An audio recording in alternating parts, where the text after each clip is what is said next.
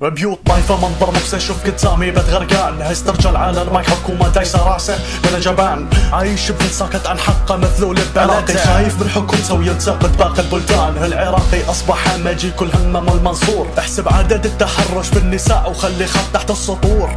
مالوم إدارة الموت يتحرش بوحدة، اخرتنا تطلع اخته بعدها يثور.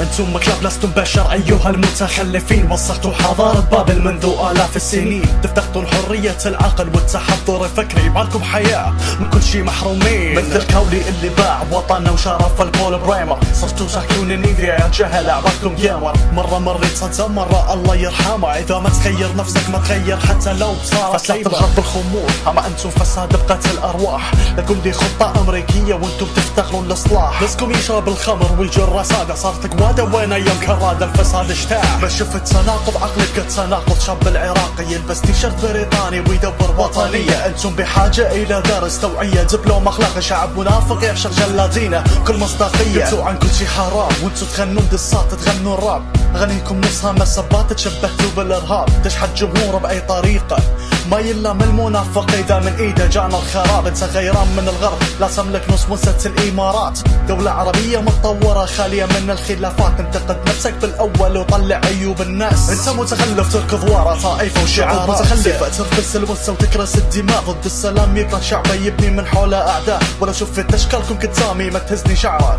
اللي يبني كره ونفاق اخرتها يتلقى البلاء.